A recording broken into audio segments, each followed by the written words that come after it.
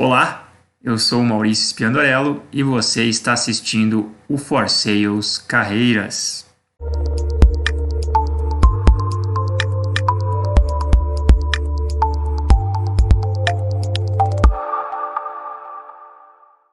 Sejam muito bem-vindos a mais um For Sales Carreiras, programa semanal de entrevistas com executivos que são referência em vendas e marketing nos seus segmentos de atuação. O objetivo do For Sales Carreiras é, através da experiência dos nossos convidados e das dicas dos nossos convidados, ajudar você a construir melhor a sua carreira. No episódio de hoje, nós vamos falar sobre bens de consumo duráveis, mais especificamente sobre eletrodomésticos. E para me acompanhar com as perguntas e com as interações nesse bate-papo, eu terei a companhia do Pedro Henrique Zanol, que é um dos consultores sêniores do time da For Sales. Pedro, seja muito bem-vindo ao nosso bate-papo. Olá, Maurício. Olá, Vitor. Muito obrigado pelo convite, mais uma vez, de poder participar aqui. É um grande prazer sempre poder contribuir. Antes da gente dar continuidade, eu gostaria de convidar todos que estão nos acompanhando para que sigam o canal da For Sales no YouTube. Basta clicar em inscreva-se no ícone vermelho aqui abaixo e não deixem de ativar a sinetinha para serem sempre notificados quando divulgarmos vídeos novos. Para aqueles que gostam de conteúdo em formato de áudio, eu convido também a acompanhar o canal da For Sales no Spotify, intitulado Grandes Carreiras. Lá você encontrará todas essas entrevistas em formato de podcast, tá bom? Dito isso, a nossa conversa de hoje ela estará dividida em 4 partes diferentes. Na primeira parte falaremos sobre a carreira do nosso convidado. Na segunda parte falaremos sobre o principal case da carreira do nosso convidado. Na terceira parte, o nosso convidado falará sobre o futuro do segmento de eletrodomésticos. E na quarta e última parte, o nosso convidado dará dicas de carreira para quem está nos acompanhando.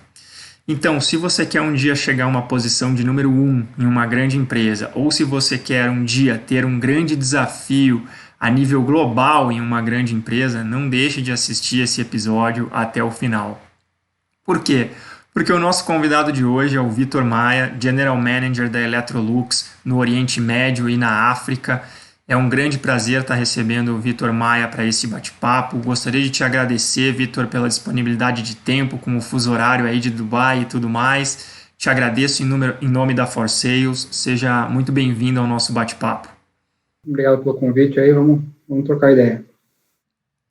Legal, bacana. Vitor, para a gente começar então, para quem está nos ouvindo, nos vendo, te conhecer um pouquinho melhor, conta para a gente um pouquinho da sua carreira, uma ordem cronológica de trás para frente, de onde você começou até os dias de hoje, nos falando das empresas que você passou, os desafios que você assumiu. Um breve resumo só para a gente iniciar esse bate-papo.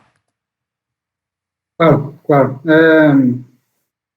Eu comecei bem cedo, trabalhei um pouquinho, na época meu pai tinha uma loja de confecções, eu trabalhei alguns anos ainda eu era teenager ainda, adolescente, trabalhando um pouquinho dentro da loja, ainda morava em cima da casa, então eu via muito a questão da loja e vivi muito tempo da minha infância dentro dessa loja de roupas por alguns anos.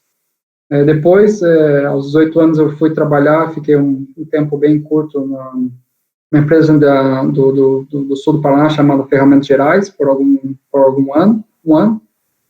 Depois eu fui trabalhar na telecomunicações, eu fui trabalhar numa empresa chamada Global Telecom, que não existe mais, hoje ela foi comprada na época pela Vivo. Fiquei também lá por um ano e pouco. E daí, depois disso, eu entrei no Grupo Volvo, estando no Grupo Volvo por 7 anos, e várias posições, principalmente na parte de logística, que é um pouco da minha formação com relação à distribuição de peças de reposição do Grupo Volvo. Depois foi para a área de serviços e suporte, assistência técnica. E depois de 7 anos no Grupo Volvo, eu mudei para a Electrolux, outra empresa sueca, de origem sueca, onde eu estou aí, estou indo para 10 anos na Electrolux. Então, esse é um pouquinho da minha carreira. Na Electrolux eu comecei no Brasil também, sendo responsável por algumas atividades também vinculadas com pós-venda. depois América Latina, depois eu me mudei para a Itália, fiquei 2 anos, um pouquinho mais de 2 anos na Itália, mudei para Dubai, onde eu era responsável pela área também de pós-venda do Oriente Médio e da África. Fiquei 1 ano aproximadamente em Singapura, também, responsável pela região da Ásia-Pacífico, e voltei agora, mais recentemente, para Dubai, sendo responsável pela operação aqui na Electrolux em Dubai, para a região do Oriente Médio, Central e Mid-África. Então, esse é um pouquinho da história. Bacana, Vitor, é uma história bem interessante. Em função de todas essas promoções que você teve, todas essas mudanças de mercado, né? Qual você acha que foi, ou que é, a sua principal virtude, a sua principal atitude que te fez ter tantas promoções e crescer, né, de uma forma tão exponencial na carreira? Se você pudesse elencar, assim, a sua principal virtude ou principal atitude, qual seria, na sua opinião? Não, Maurício, primeiro, nada foi planejado, né? Eu acho que se eu voltar lá 15 anos atrás, eu comecei a trabalhar em grandes multinacionais, nada foi planejado, né? Não tinha como ser planejado, e se eu tentasse acertar o caminho que seria, não teria acontecido da mesma forma. Então, acho que foi acontecendo, as oportunidades foram aparecendo, e o que eu acho que faz a grande diferença é você ter o espírito de dono, né? Você tratar a empresa que você está trabalhando como sua, né? E como recursos seus e como potenciais seus, e através disso você consegue entregar resultado, você consegue se destacar, e as coisas acontecem naturalmente. Então, reforçando, eu acho que nada foi planejado e todas essas mudanças não necessariamente foram algo que eu estava planejando, né? Ela foi acontecendo. Eu acho que, principalmente, a grande diferencial aí é ter, a gente fala aqui que é my own company, né? A Electrolux é minha empresa, né? E quando eu trabalhava na Volvo, a Volvo era minha empresa. Então, isso faz uma diferença enorme quando você trata como se fosse sua, né? Você leva muito a sério e tem um carinho muito grande pelo que você faz. Perfeito, Vitor. Ainda dentro desse primeiro bloco de perguntas a respeito da sua carreira, eu tenho uma curiosidade que eu gostaria de aprofundar. Você comentou, né, que as 2 empresas por onde você passou são empresas suecas, e nessas passagens você conduziu projetos ou gerenciou operações em diferentes continentes, não só diferentes países, né? Você passou pela América Latina, depois passou pela Europa, pela África, pela Ásia. Então fica a curiosidade que eu gostaria de te perguntar, que é quais foram as grandes diferenças que você percebeu nessas mudanças de continente, em termos de hábito de consumo, em termos de forma de trabalhar. Acho que essa é uma curiosidade que todo mundo tem e que seria legal escutar de você. Sim, cada cultura é diferente, né? No Brasil, acho que não preciso detalhar muito, acho que grande parte do pessoal conhece. No momento que eu entrei, eu fui para a Itália, eu trabalhava numa estrutura que a maior parte dos funcionários lá eram italianos, então uma cultura também muito forte da Itália. Cheguei no inverno, então foi um período bem difícil, tendo 0 graus, menos 1, menos 2 graus. E acho que você tem que entender um pouquinho o momento de cada país também, né? Tem alguns países, naquele momento a Itália já começava a ter algumas dificuldades em termos da economia em geral. Apesar de eu estar na Itália, eu era responsável pela parte, uma função europeia, então eu ficava baseado na Itália, mas respondia pela Europa, na área de pós-venda. Então, a Itália especificamente vinha desde a crise de 2008, uma grande recessão. Então, quando você olha as pessoas, a cultura e o momento que a pessoa está, você consegue se adaptar. Então, na Europa, especificamente, não estava no momento financeiro muito bom, isso foi na época de 2013, 2014, né? Então, no momento que no Brasil as coisas estavam ainda muito bem, estavam começando a ter uma crise política naquele momento, então, você vinha de um crescimento muito forte, uma euforia muito grande. Você chega na Europa, com uma demanda totalmente diferente, né? Uma questão de muito mais foco em reduzir custo, em sobreviver naquele momento. Quando eu vim para Dubai, isso já em 2016, é uma cultura totalmente diferente, porque você tem, num escritório de 100 pessoas, você tem 25 nacionalidades, você tem gente do mundo inteiro, dos Estados Unidos, do Brasil, da China, da Índia, da Austrália. Então, é uma cultura bacana, porque não tem uma cultura definida de um país, é um conglomerado de muita gente. Na Ásia, eu baseado em Singapura, foi um momento bacana também para conhecer muito mais. A gente acha que conhece a Ásia e realmente não conhece.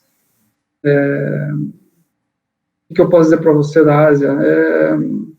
Acho que o que me chamou mais atenção, e estando muito próximo da China também, foi a questão da toda a parte de digital, né, o quanto eles estão mais avançados, e comparando com Américas e com Europa, em termos de toda a parte digital, e como eles têm focado muito nisso, né? Então, acho que é um pouquinho de cada local, velho.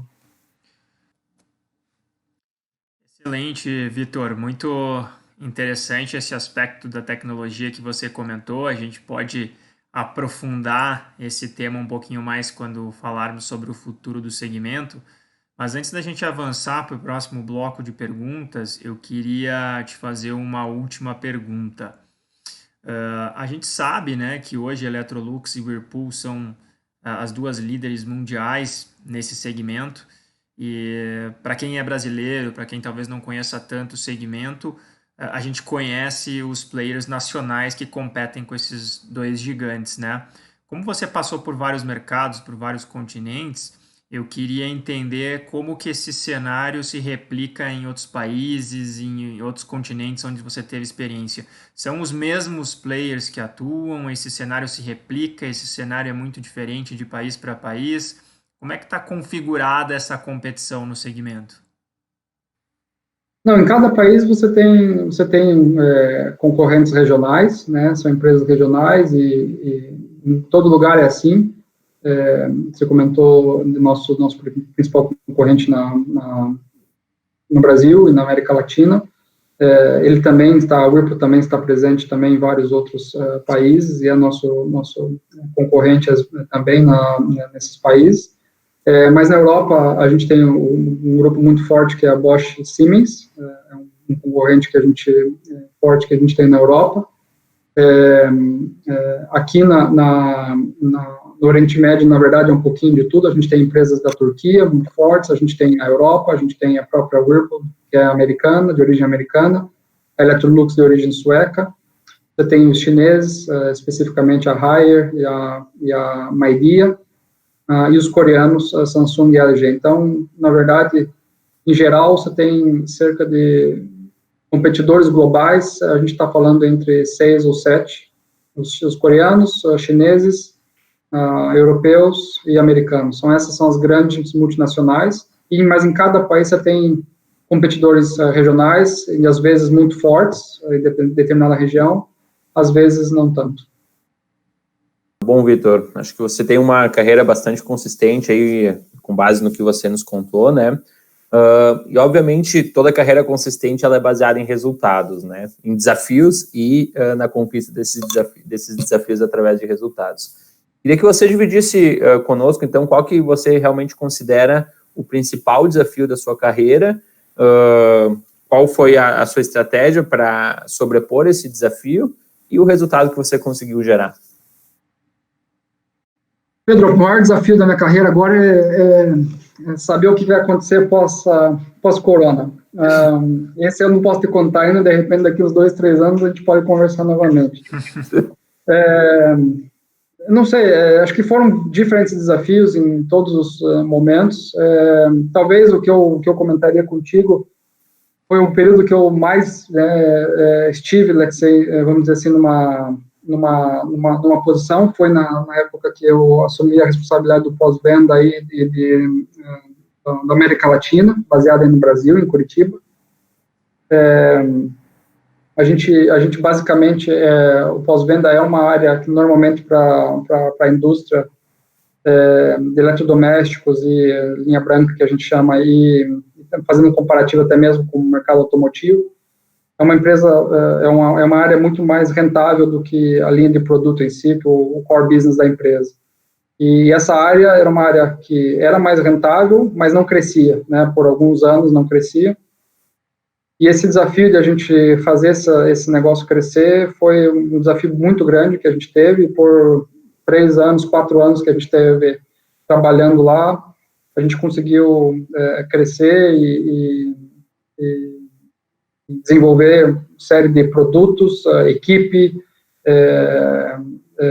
trabalhando com preço, trabalhando com mix de produtos, né, e isso deu um resultado muito positivo para a gente. Em alguns, teve ano, e é isso, a gente também teve um pouquinho de sorte, porque nessa época o Brasil ainda estava com uma aceleração da economia muito boa. Estou falando na época de 2012, 2013, comecinho em 2014, aí, a gente chegou a crescer num ano 63%, né, e esse crescimento foi reconhecido, e uma vez ao ano a Electrolux faz um apanhado geral dos projetos e do desenvolvimento dos negócios no mundo todo, e a gente com a equipe lá acabou recebendo um prêmio mundial, né, pelo reconhecimento da Electrolux. Fomos lá do presidente mundial da Electrolux na época, para Estocolmo, receber esse prêmio. Foi uma coisa assim muito bacana, que a equipe ficou muito satisfeita, né? Então, esse foi, eu diria que para você, assim, acho que um desafio muito grande que a gente teve e que a gente acabou sabendo aproveitar.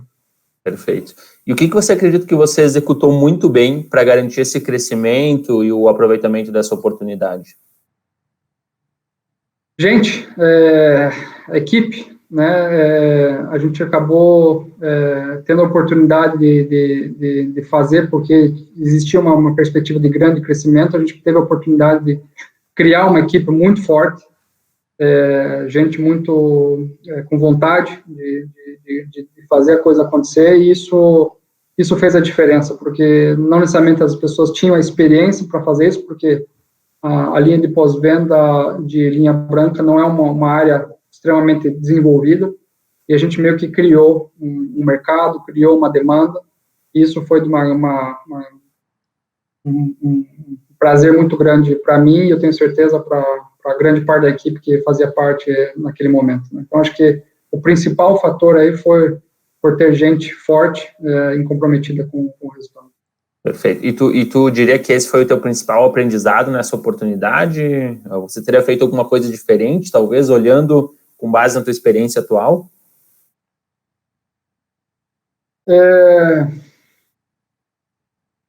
Olha, sempre você tem coisa para fazer, para melhorar, e você comete erros, né? Eu acho que é uma passagem que realmente eu tenho um carinho muito grande, e que sempre teria coisas para ter feito melhores, né? Mas eu acho que a gente fez um trabalho bacana. Talvez a única coisa que faltou, é algo que me preocupa muito e que é foco também, é você ter a sucessão, né? Então, a partir do momento que você monta uma equipe forte, você entrega resultado, você cresce, você desenvolve, é importante você ter a tua sucessão, né? E apesar de a gente ter tido um par meu que assumi quando na mudança minha para a Itália, entrou um par meu, a gente não tinha, naquele momento, alguém já pronto dentro da equipe para assumir a posição. Isso foi algo que podia ter feito melhor, podia ter garantido que tinha alguém dentro da equipe para subir. Então, talvez se eu fosse fazer diferente, eu teria focado mais e teria posto mais a atenção nesse detalhe. Excelente. Vitor, obrigado por compartilhar. Achei muito interessante essa tua perspectiva de pessoas, né? Mais do que qualquer estratégia, foco em produto, foco em mercado, foco em pessoas. Acho que isso também é um sinal aí de um grande líder, e bem interessante ter esse entender essa tua história, né? Legal, vamos avançando aqui então para a terceira etapa da nossa conversa, onde vamos falar sobre o segmento de eletrodomésticos e eletroeletrônicos também, em geral. Eu gostaria de começar perguntando para o Vitor, quando a gente lê sobre esse tema, né, a gente lê muito sobre a inserção da inteligência artificial nos eletrodomésticos, né? Então, eletrodomésticos que vão entender nossos sentimentos, nossas emoções e reagir a esses estímulos. A gente lê sobre geladeiras que vão entender os produtos que estão dentro da geladeira e sugerir receitas para quem está utilizando aquela geladeira. Então, nesse contexto geral, Vitor, para você que está dentro desse segmento, está vivendo o dia a dia disso tudo, quais você acha que são as 3 principais tendências desse segmento? O que disso tudo que eu falei que vai se concretizar? O que eu falei que talvez que não se concretize exatamente da forma como eu falei?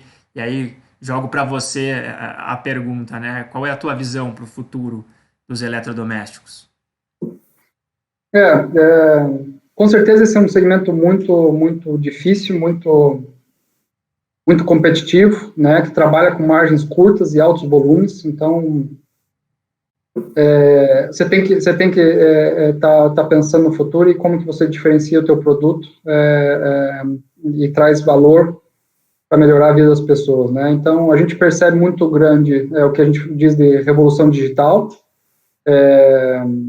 E essa revolução digital, ela está vinculada na forma com que a gente produz, na forma com que a gente distribui, na forma com que a gente vende produtos, né? Você tem o que a gente chama de connectivity, da conectividade, que é um pouquinho do que você estava comentando aí, onde nesse momento agora a gente está não ainda numa inteligência artificial, mas na internet das coisas, enganando aqui os nomes em inglês, internet das coisas, onde né, os produtos começam a conversar entre si. Então você tem o forno que conversa com a coifa, então você não precisa mais apertar um botão na coifa para você ter a sucção de ar, a coifa já percebe que você já está fazendo o alimento, o que é super natural, e a gente pensa como que não inventaram isso antes, né? Então, você tem isso, agora você tem os produtos com câmera, você tem um forno que você não precisa estar até todo momento na cozinha, ver como que está a tua comida e o alimento que você está preparando, você consegue já ver isso. Isso que você comentou também, você ter uma câmera dentro da geladeira, e isso te permite saber o que você tem, o que você não tem. Se você está no mercado, você consegue visualizar. Você tem uma máquina de lavar que ela faz o autodose, em vez de toda vez que você vai lavar a roupa, né, você coloca o detergente e o sabão em pó e o amaciante, você coloca isso de uma vez, em grandes quantidades, dependendo da capacidade e da quantidade de roupa que você coloca ali. A máquina, por si só, ela já consegue entender quanto de sabão em pó e quanto de amaciante deve ser consumido, a quantidade de água, o tempo e o ciclo, né? Então, isso que a gente está chamando bastante de toda a parte de connectivity, você recebe uma mensagem no teu telefone celular, a partir do momento que acabou o ciclo, então você não precisa ficar olhando em todo momento, você recebe essa... Então, isso está acontecendo muito. Acho que o melhor case que a gente tem agora, e aqui no Oriente Médio, que faz muito calor, é a opção de você controlar o teu ar-condicionado e fazer a programação do ar-condicionado via telefone, né? Então, você chega aqui no verão 50 graus, então você chega em casa, a tua casa tá fervendo, né? Então, o que você faz? Quando você está saindo do escritório, você liga o teu ar-condicionado ainda do escritório, ou você programa ele para ligar, e quando você chega em casa, já está, né, tudo no ambiente na temperatura que você precisa. Então, isso é algo que já está, meio que, já é realidade, a maioria dos mercados que a gente vê. Então, eu falei um pouquinho da revolução digital, né? Evidentemente que o e-commerce, ainda mais agora com relação ao corona, é o grande vencedor, e a gente está vendo triplicar, quadruplicar os volumes de vendas via e-commerce. Eu falei um pouquinho da conectividade, com alguns exemplos, e o que a gente tem apostado muito, por ser uma empresa sueca, é na sustentabilidade, né? A gente acredita que a demanda e a preocupação com relação ao meio ambiente, e principalmente, né, em momentos como a gente está vivendo agora, aumenta muito, né, e a preocupação com a saúde das pessoas, com a qualidade do ar, isso é algo que aumenta muito. e a Electrolux já é por 11 anos reconhecida a maior e a companhia mais sustentável do nosso segmento, já pela Dow Jones. Então, isso a gente percebe que há um aumento muito, muito grande também no consumo de água, no consumo de energia, no consumo de gás dos produtos que a gente faz, não só no consumo para o consumidor, mas quanto que isso se gasta ao longo de todo o supply chain, de toda a cadeia de produção e distribuição, o quanto que a gente consome de combustível e, enfim, de energia para distribuir isso aí. Então, também é algo que a gente percebe aí como fundamental, importante, e que a gente tem colocado um foco muito grande, né?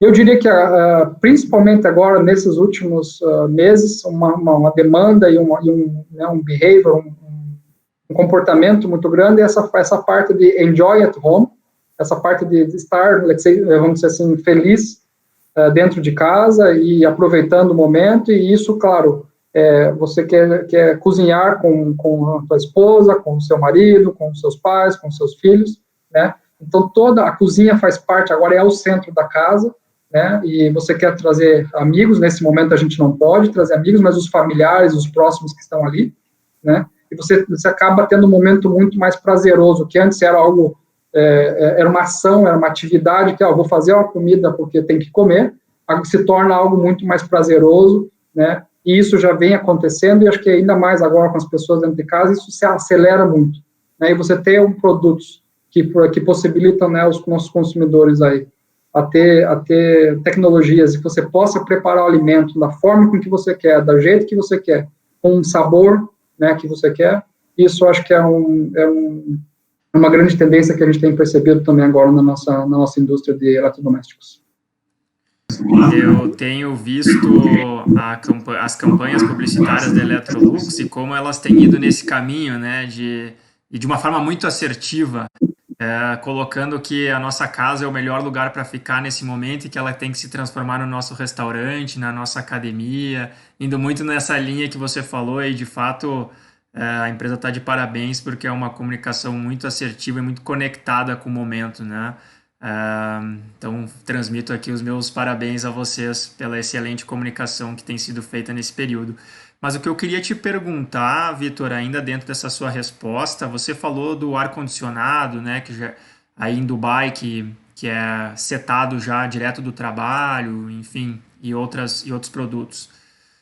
O mercado asiático, ele está à frente do mercado latino-americano? Que tipos de produtos que já existem aí que não existem aqui? Só para a gente fazer um panorama para quem não conhece o mercado asiático e a gente sabe que é um mercado que caminha cada vez mais rápido, né, se comparado com outros mercados. Então, só para a gente ter um panorama presente do que já tem aí que não tem aqui. Existe alguma coisa?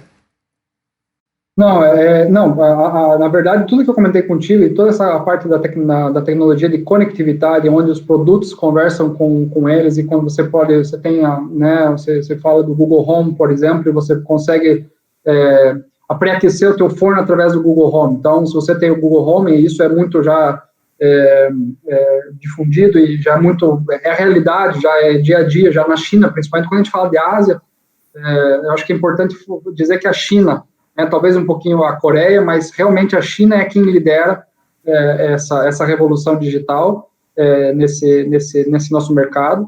E quando a gente está falando um pouquinho, né, dessa conectividade, quando você fala, poxa, hey Google, pré-aqueça o forno a 200 graus, né, e você tem essa possibilidade, isso já é realidade hoje. Isso a gente ainda não vê, né, em alguns países super, vamos dizer assim, desenvolvidos, na Europa, ou, por exemplo, nos Estados Unidos, tem coisa vindo, mas não é o dia a dia ainda, né? Então, o que eu diria que realmente, não diria nem a Ásia, eu diria a China é onde as coisas estão acontecendo, né?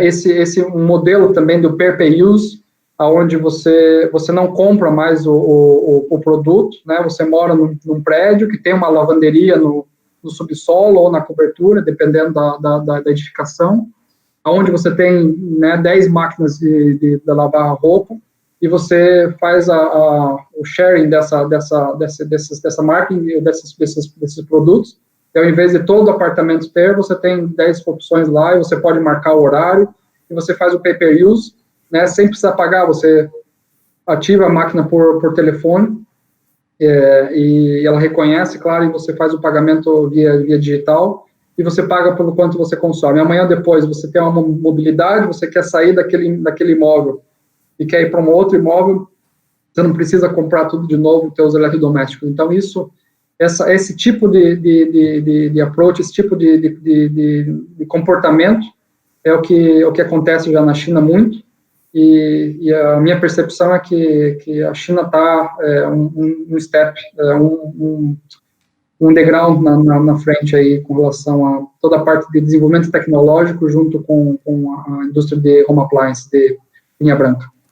Vitor, a pergunta final que eu queria te fazer dentro desse bloco é em termos de demanda de produtos. Que produtos dentro de eletrodomésticos você acha que tem uma tendência de aumentar a demanda nos próximos anos? Que produtos que tem uma tendência de diminuir demanda na sua visão?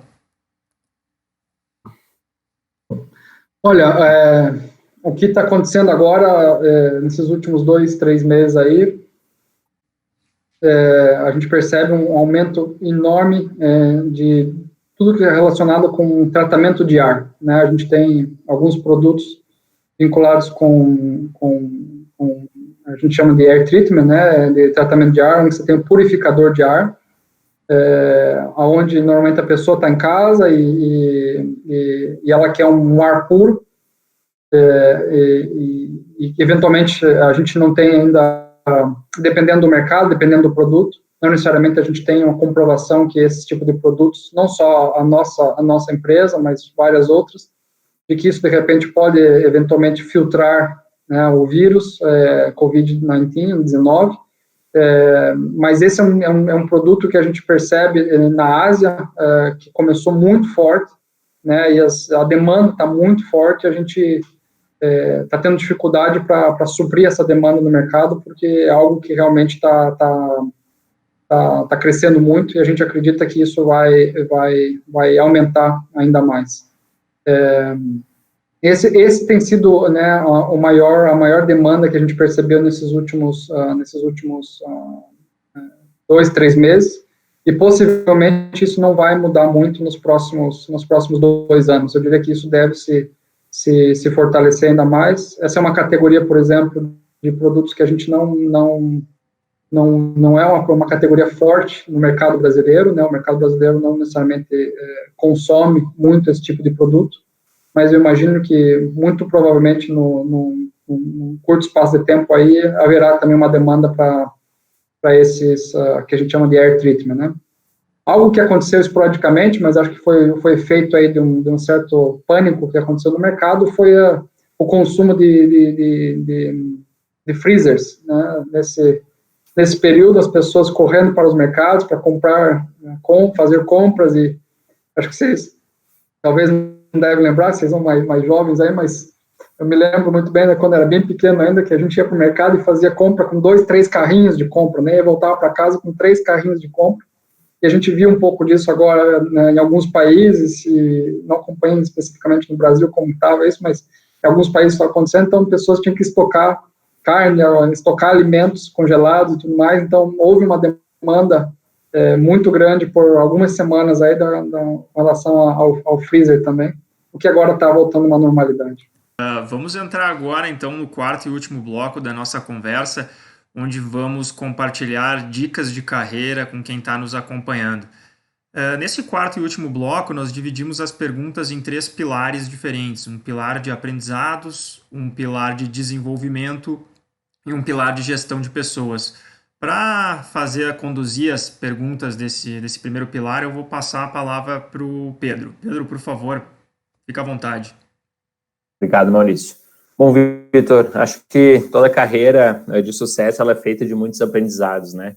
Queria que você pudesse solicitar aí para comentar conosco qual que você acredita que foi o maior erro da sua carreira e como você usou isso para te desenvolver e não voltar a cometer o mesmo erro.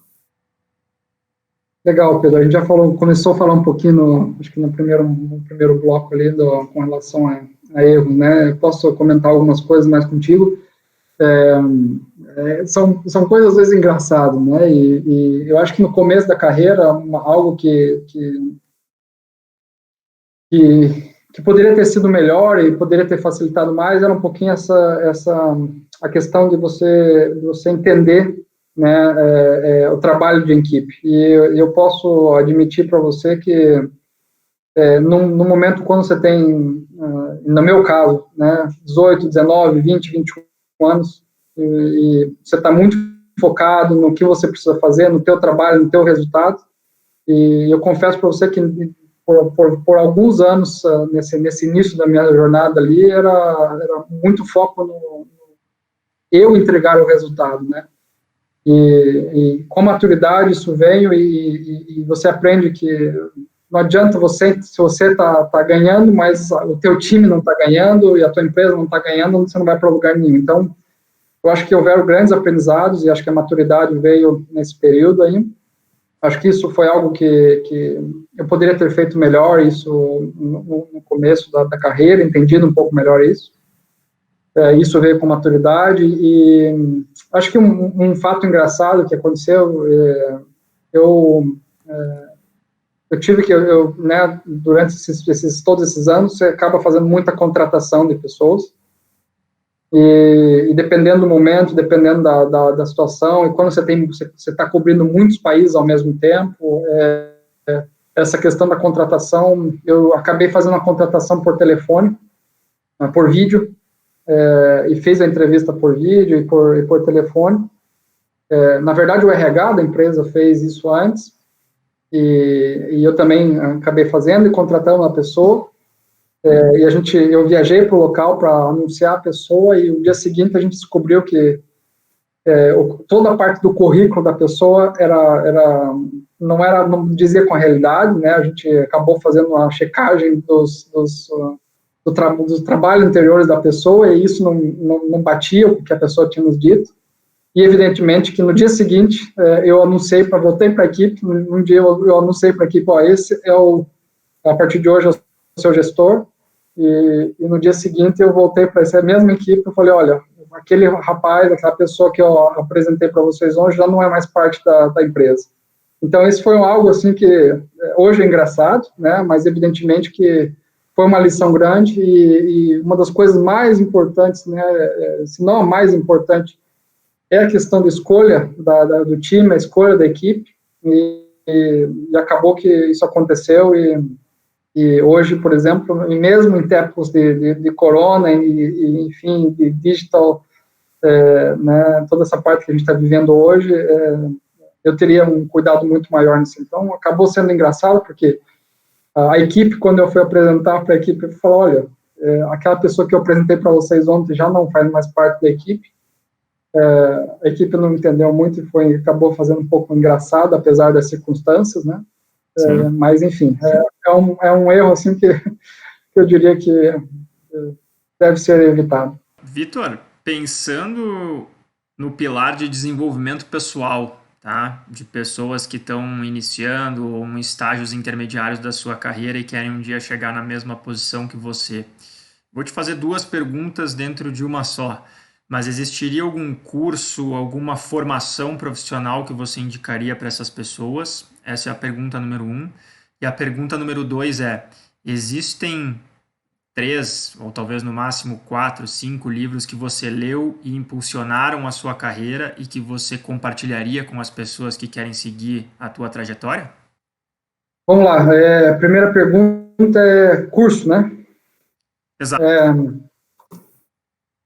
Olha, depende da parte técnica, né, da pessoa, depende do segmento, depende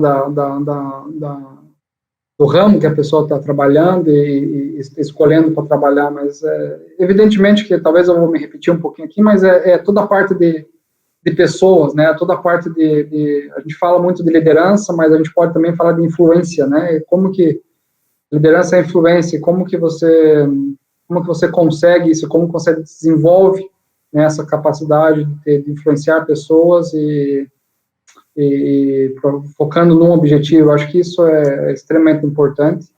Se a pessoa tem uma ambição de ter um crescimento e tudo mais, acho que é importantíssimo isso. Eu acho que o outro ponto que eu também aprendi muito é o que a gente chama de inteligência emocional, né? Você tem dificuldades, você tem, todo momento você tem os competidores, você tem marcos regulatórios, dependendo do segmento que você está, você tem, né, mudanças do ambiente, você tem uma pandemia, né, e como que você lida com a tua emoção, e como que você reage sob pressão, e como você não vive no passado, né, tem muita gente, às vezes, acaba muito rancor e tudo mais, então essa parte emocional, de você trabalhar essa parte emocional, que às vezes não é, você não aprende isso na faculdade, normalmente, você não aprende isso, né, você tem que viver isso. Eu acho que esses são coisas assim que eu acho que você tem bons cursos, você tem bons desenvolvimentos, hoje muita coisa online que é importante você trabalhar, mas isso imagina que essa inteligência emocional não é algo que você consegue trabalhar de um dia para a noite, é algo que você precisa reconhecer que você precisa desenvolver e constantemente estar trabalhando, né? Então, acho que essa parte emocional e essa parte de influenciar pessoas e liderar pessoas, eu acho que é a parte mais importante aí para quem quer crescer e eventualmente estar liderando equipes e empresas, né? Sobre livros, eu né, sempre, desde a faculdade, eu diria, acho que até a faculdade era alguma coisa que eu preciso admitir que eu não era o melhor aluno da faculdade, mas porque tinha coisas, às vezes, da faculdade, da escola mesmo, que eu não via valor, né, e quando me falavam que eu tinha que aprender fórmula de Bhaskara e tudo mais, eu não entendia por que eu precisava aprender a fórmula de Bhaskara, né, então eu confesso que eu nunca fui o melhor aluno da sala, mas a partir do momento que eu comecei a entender e falar, ó, se eu aprender determinado assunto, se eu determinado ponto, que isso vai me ajudar, né, e eu vejo valor no que tem aqui para aprender, daí eu realmente comecei a ler muito, né, então, acho que um dos primeiros livros que eu li de negócios, que realmente, assim, foi uma transformação para mim, em inglês ele chama Winning, e em português ele é Paixão por Vencer, é uma capa amarela do Jack Welch, é como se fosse, eu diria, uma bíblia, né, um basicão, é um livro já antigo, mas é um bom livro que eu super recomendo, e muita coisa ainda seria, eu diria, que é atual, né, Feitas para Vencer também, o Jim Collins é outro que eu diria assim, que você precisa ter esse noção para você ter uma boa visão geral, né. Mas acho que, fugindo um pouquinho da área de negócios, eu leio também muitos livros, eu gosto muito de biografia, e leio muito biografia. Acho que um outro livro muito bacana em termos de disciplina, em termos de definição, chamado Semente da Vitória, do Nuno Cobra, que treinou muitos anos o Ayrton Senna. Isso me ajudou muito, né, com a parte da disciplina, com a parte de foco, né, e acho que conta um pouquinho da história do Ayrton Senna também. Então acho que foi um livro assim para mim que eu li acho que umas 3 vezes, porque realmente me contribuiu muito para mim no meu crescimento. Eu comentei um pouquinho de inteligência emocional, acho que também vale a pena. Acho que na parte de financeira, e você precisa trabalhar um pouquinho essa parte financeira, e se você tem alguma dificuldade na tua família, em casa, na tua parte, né, financeira, você tem uma dificuldade, você não consegue performar no trabalho. O livro Pai Rico e Pai Pobre também, por alguns anos, foi algo assim que na minha final da minha adolescência, começo, me ajudou muito, né. Então a gente está falando, você perguntou um pouquinho, né, Maurício, sobre a parte pessoal mais jovem que está começando a carreira agora e tudo mais. Eu acho que esse é um livro assim que não dá para não ler, né? Todo mundo precisa ler. Nós vamos deixar os nomes dos livros com os autores nos comentários abaixo aqui do vídeo para quem quiser entender e ler os livros que você mencionou, tá bom? Pedro, por favor, fica à vontade para fazer as próximas perguntas. Legal. Obrigado, Maurício. Bom, Vitor, você comentou muito sobre pessoas, né? A todo momento você trouxe esse assunto à tona. Eu queria entender com você, voltando até um pouco para aquele ponto que você trouxe anteriormente, quando você avalia um candidato que você vai incorporar na sua equipe, quais são os principais pontos que você foca para realmente ter certeza que está fazendo uma boa escolha?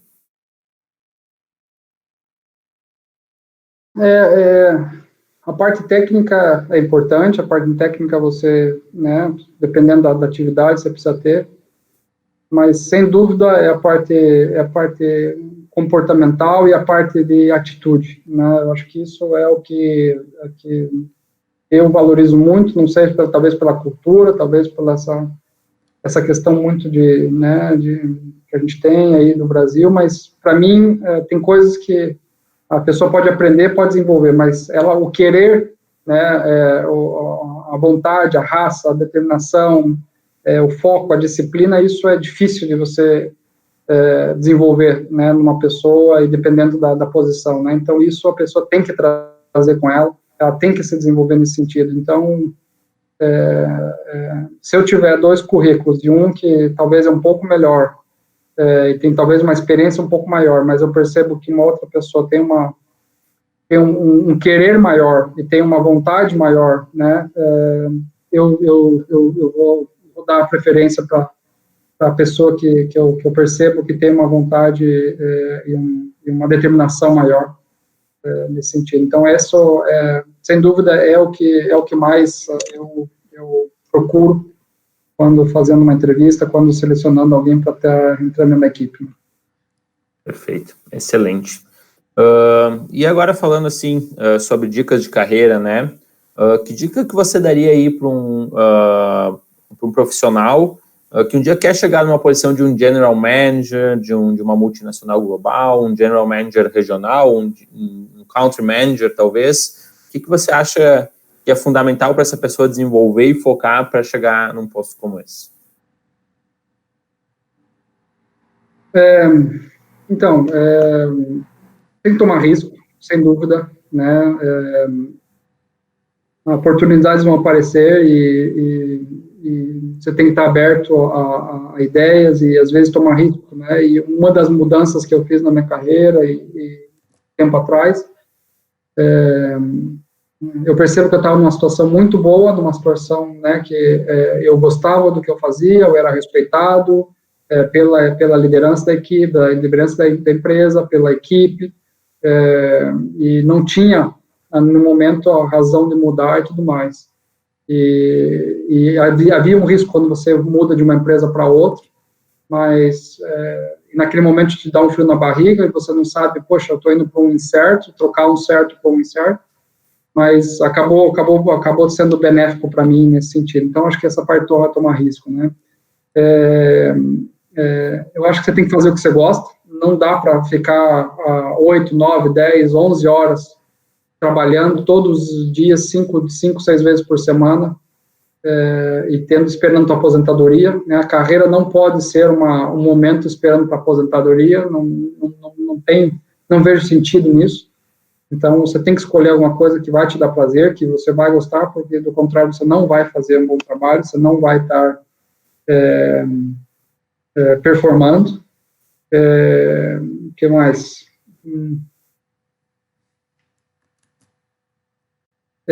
Quando a gente está falando de multinacional, não tem como não estar com inglês, né? Não pode ser um inglês mais ou menos, não pode ser um inglês intermediário, né? Ou você tem ou você não tem. Eu tive o privilégio, a sorte, né, eu também fui aprender inglês muito tarde, e eu tive a sorte, e isso não é o que acontece na maioria dos casos, que o meu chefe uma vez me chegou e falou, olha, eu sei que você está estudando, Vitor, já fazem 2 anos, eu percebo que você não é fluente ainda, mas daqui 6 meses eu vou abrir uma vaga. E essa vaga vai demandar que a pessoa fale fluente, né? E se você não estiver fluente, essa vaga não vai ser tua, né? E se você estiver fluente, a vaga vai ser tua, porque eu já percebo que você tem as competências e tem a atitude para tomar essa posição, mas falta o inglês para você ser fluente. Eu né? E o que eu fiz? Praticamente eu comecei a estudar inglês todos os dias, por 6 meses, todos os dias, 3 horas por dia, com 2 professores particulares ao mesmo tempo. E no final do período, nos últimos 2 meses do período, eu peguei férias, eu pedi licença não remunerada, fui para a Europa, fui para Londres, fiquei 2 meses estudando em Londres. E quando eu voltei, evidentemente que você percebia eu percebia e ele percebeu uma diferença muito grande, né? E foi bacana porque ele ficou surpreso e eu também ficou surpreso e acabei, né, pegando essa posição naquele momento. Então, numa multinacional, sem dúvida, e eu diria que até mesmo sem ser multinacional, ainda acho que é fundamental essa parte do inglês e não pode ser um inglês intermediário. Ou você sabe ou não sabe. Perfeito, Vitor. Com essas dicas valiosíssimas que eu tenho certeza que vão ajudar muitos outros profissionais, a gente vai encerrando o nosso bate-papo. Eu gostaria muito de te agradecer por ter conseguido conciliar a tua agenda, fuso horário, tudo mais para fazer essa conversa com a gente. Em nome da Forceis eu te agradeço. Foi um prazer imenso fazer esse bate-papo contigo.